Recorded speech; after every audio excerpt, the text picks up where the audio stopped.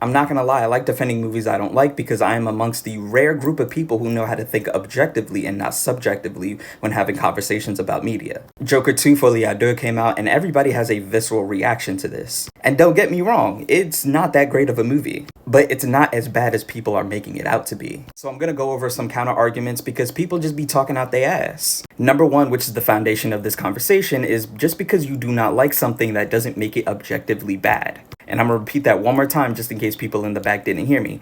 Just because you don't like something, that doesn't make it objectively bad. Don't get me wrong, this movie is objectively bad, but a lot of you are passing your opinion as a fact, and that is wrong. Now, number two, this movie isn't bad because it's a musical. This movie is bad because it did not correctly structure what a musical is supposed to be. And a lot of you saying that this movie is bad because it's a musical are exposing yourselves. Because this is a known fact, some of the greatest films of all time are musicals. And when I say y'all are exposing yourselves, you're exposing yourselves because you're just openly admitted that you just don't like musicals. And if you don't like musicals, don't go watch musicals. Which leads me into my third point. We been knew this movie was a musical. A lot of people want to claim that this is false advertisement by the studio, but it's not. We been knew this was a musical. The writer and director came out and said it was a musical. The studio has let y'all know it was a musical. Y'all are just not tapped in. And if you genuinely did not know it was a musical, that is fine. Just go ahead and Google Joker 2 Folie Deux, and it literally says musical thriller. Even on Wikipedia, it says musical psychological thriller. Even if you go on IMDb, it's literally tagged with musical. So if you didn't know it was a musical, that is 100% all on you and your fault. A lot of people want to claim that it's false advertisement or even bad marketing from the studio standpoint, but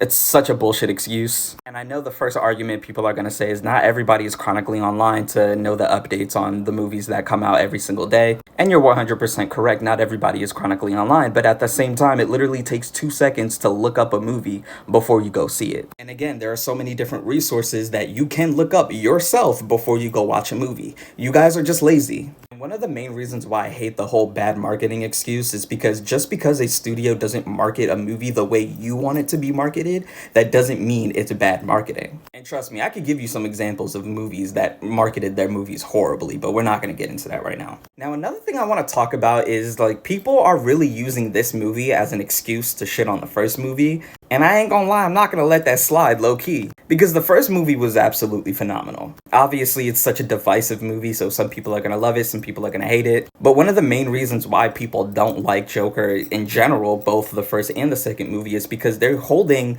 these movies so closely to what they expect Joker to be like. And what I mean by that is because they're holding the comic book version of the Joker way too closely to these movies, and that's something that you're not supposed to do. Because again, this is a reimagination and an interpretation of the character. It's not supposed to be exactly like the source material. And that's the main problem I have with a lot of people consuming comic book movies. It's because they don't like new things. They don't like new interpretations. And honestly, that is totally fine. If you are comfortable with what you already know, that is fine. But just because something is slightly different or completely different than what you already know, that doesn't make it bad. Which circles back to my first point. Just because you don't like something, that doesn't make it objectively bad. One last thing I want to talk about is casual consumers of media need to stop getting on the internet saying that they don't like something without explaining why they don't like it. Now, don't get me wrong, I'm not one of those potential film nerds who like to gatekeep movies and say that if you're not a film nerd, you can't watch these movies. Like, no,